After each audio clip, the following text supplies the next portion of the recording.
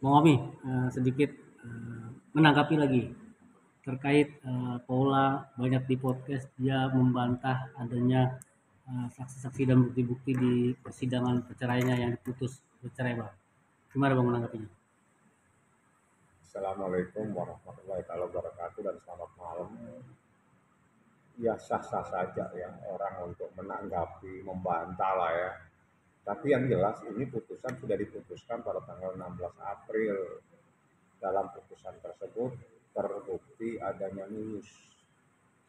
Artinya adanya seseorang yang durhaka kepada suaminya. Itu putusan dan itu pertimbangan. Dan dalam pertimbangan itu pun juga disampaikan beberapa pendapat para ahli-ahli hukum, ahli fikih kalau tidak salah. Ya ada beberapa pendapat bahwa yang dimaksud nusus itu adalah orang yang begini, orang yang durhaka kepada suami, orang yang membangkang kepada perintah suami, orang yang itu ada beberapa kriteria. Ya udah selesai lah persoalan ini dengan adanya putusan pada tanggal 16 April. Dalam putusan tersebut terbukti lulus, ya untuk sementara itu yang harus kita jadikan pedoman. Apapun sangkahan bantahannya itu tidak bisa kita jadikan pegangan karena yang benar itu adalah pertimbangan yang ada di dalam putusan Pengadilan Agama Jakarta Selatan. Seperti itu.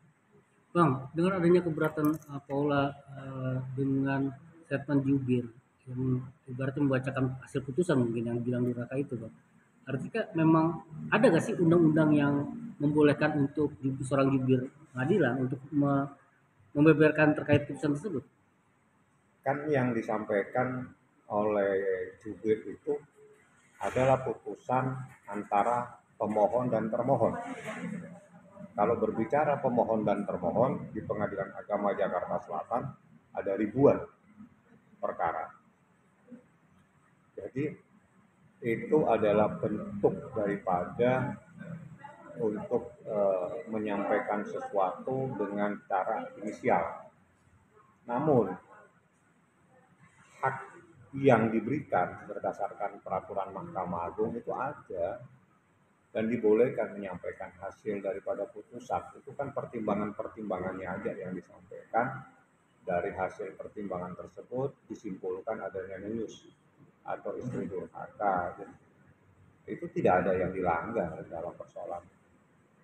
Apalagi di dalam putusan itu pada halaman terakhir, putusan ini diucapkan dalam sidang terbuka. Kalau diucapkan dalam sidang terbuka, berarti ada pihak-pihak lain boleh mengetahui. Seperti itu. Jadi memang itu putusan itu adalah sidang terbuka untuk umum. Sidang terbuka, dibacakan dalam sidang terbuka. Artinya tidak apa yang disampaikan itu menyalahkan aturan ya, Pak? Tidak ada yang dilanggar. Karena yang disampaikan juga dalam bentuk inisial bahwa termohon dan pemohon.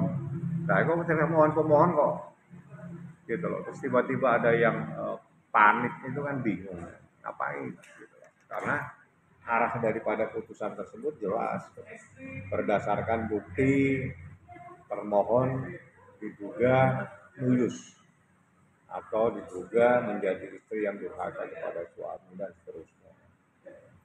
Itu pertimbangan hakim nggak ada masalah, sah-sah saja. Tidak ada Artinya yang dilanggar.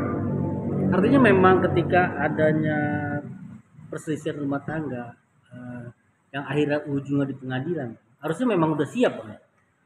Kedua belah pihak harus siap ya, Pak? Harus ya, karena dari awal udah disampaikan bahwa kalau ini bergulir berarti semua akan buka-bukaan, termasuk mengungkap adanya fakta-fakta adanya pihak ketiga di dalam perkawinan tersebut, termasuk juga terkait dengan masalah-masalah lain. Itu sudah disampaikan dan itu sebetulnya harus dipahami dari awal. Apabila dalam proses ini bergulir secara hukum, pasti akan terungkap beberapa bukti-bukti yang mungkin juga akan membuat kaget. Terkaget-kaget mungkin. Ya, kaget-kaget seperti itu. Jadi saya pikir kalau dia membela diri, bu, sah-sah saja, nggak ada yang melarang. Tapi sudah tempatnya sudah selesai. Tinggal upaya hukum. Tapi kalau putusan itu, ya sudah itu yang harus kita anggap benar dan itu yang benar saat ini. Karena putusan itu telah diucapkan dalam sidang terbuka pada tanggal 16 April. oleh majelis hakim seperti itu. Artinya memang harus siap mental segala macam Bang. Ya harus diterima, harus Harus siap terima. karena ya inilah proses hukum. Proses hukum itu mau tidak mau harus kita terima apapun keputusannya. Jadi di saat ini bergulir, saat ini saksi-saksi diajukan, sebetulnya kedua belah pihak itu diberi hak yang sama, gitu ya. Jadi bukti tertulis, termasuk juga bukti dalam bentuk video, itu kami akan ajukan sebanyak 86 bukti dengan saksinya 9 saksi fakta. Saksi fakta itu saksi yang mengetahui adanya sebuah kejadian, ditambah lagi dengan 3 saksi ahli. Pihak termohon diberi hak yang sama, dan dia mengajukan hanya 47 bukti, mengajukan 3 saksi fakta dan 3 ahli seperti itu. Bang, dengan adanya dia banding dengan putusan tersebut, apakah memang ini bisa mengubah artinya perceraian Baim tidak bercerai, Bang? Kalau banding saya belum tahu, saya tunggu aja putusan pernyataan bandingnya baru bisa saya tanggapi. Kalau saya menanggapi sesuatu yang belum terjadi, saya pikir nggak etis deh. Ya, biar aja dulu. Kalau ada bukti banding baru saya tanggapi. Sementara saya tidak menerima apa-apa, tidak mengetahui apa-apa, ya saya harus diam dulu supaya saya tidak menanggapi sesuatu yang belum terjadi. Nggak pantas lah. Artinya respon Mbak Imong ketika hakim jubir pengadilan agama mengatakan hal yang sama dengan putusan, respon Mbak Imong dengan itu gimana? Saya nggak sempat berkomunikasi sama Mbak Imong begitu mengetahui, karena itu kan di sistem ekot kan saya terima.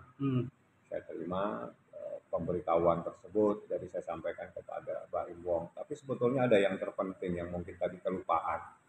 Jadi pada tanggal 16 April, saya itu datang sama Mbak Im. Itu ada sesuatu yang saya ajukan sebelumnya, seingat saya pada tanggal 9.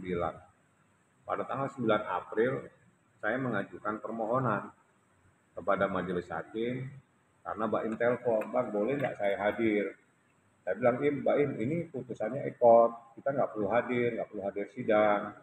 Boleh tidak kalau saya ingin mendengar putusan tersebut karena ini akhir dari sejarah perkawinan saya. Saya ingin mendengarnya langsung dari pembacaan yang dibacakan oleh majelis hakim. Ya, saya sebagai seorang kuasa hukum mengajukan permohonan, ikhtiar mengajukan permohonan kepada majelis hakim dengan surat secara resmi. Tanggal 9 saya berkirim surat, mendapatkan jawaban. Dari jawaban itu yang saya terima pada saat saya hadir tanggal 16, majelis berpedoman karena perkara ini adalah diajukan secara ekot, maka putusannya pun harus secara ekot disampaikannya. Jadi dia meminta saya, Mbak Imong dan semua yang hadir untuk pulang karena sidang tidak akan dibacakan di hadapan pemohon dan siapapun yang hadir di situ. Silakan tunggu saja pemberitahuan secara ekot. Artinya hakim sudah betul-betul tegas menyatakan putusan harus dibacakan melalui ekot, dibacakan dan disampaikan melalui ekot seperti itu. Jadi itu yang sebenarnya, dan itu adalah ketegasan hakim. Jadi nggak ada kalau kita datang terus menjadi persoalan, ya karena Anda tidak tahu apa yang terjadi sebelumnya. Tidak mungkin kita datang kalau saya tidak berkirim surat. Kita minta izin untuk hadir, makanya kita hadir. Nah, pada saat kita hadir, hakim mempunyai pedoman sesuai dengan peraturan Mahkamah Agung, maka putusan proses hukum secara ekor, putusannya harus secara ekor. Seperti itulah yang terjadi. Bang, sedikit mengomentari Abang, tanggapan Abang. Ketika adanya bantahan Paula, akhirnya jadi polemik netizen untuk berkomentar apakah ada komentar menduga bahwa ini adalah settingan Mbak Im untuk bercerai dengan Paula.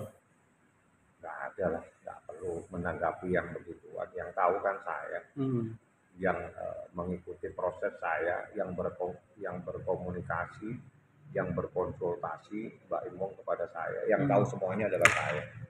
Yang sebenarnya ini adalah persoalan yang cukup pelik di saat Baim harus mengambil sikap. Hmm. Pada saat dia mengambil sikap untuk mengajukan perceraian, dia meminta pertimbangan dari ayahnya, saudara-saudaranya semua. Jadi tidak semudah itulah dia mengambil sikap untuk mengajukan gugatan atau permohonan akal. Panjang perjalanannya. Dari perjalanan yang panjang itu dia juga minta persetujuan dari almarhum ayahnya ya, waktu itu masih hidup. Seperti itulah, jadi bukan serta merta tidak. Baim sangat-sangat berpikir secara bijak dan betul-betul mencoba merenung dan meminta pendapat saudaranya, meminta pendapat ayahnya untuk mengajukan gugatan permohonan iqrar talak, atau dalam bahasa yang paling gampang adalah gugatan atau permohonan cerai talak. Artinya Baim sendiri nanti siap untuk membacakan iqrar talak kan udah siap bercerai. Ya pasti. Karena dia yang bertugas sebagai pemohon, Bang. Pasti akan, dan itu wajib dia harus hadir untuk menyampaikan seperti itu kan. Oke, siap. Thank you, Bang.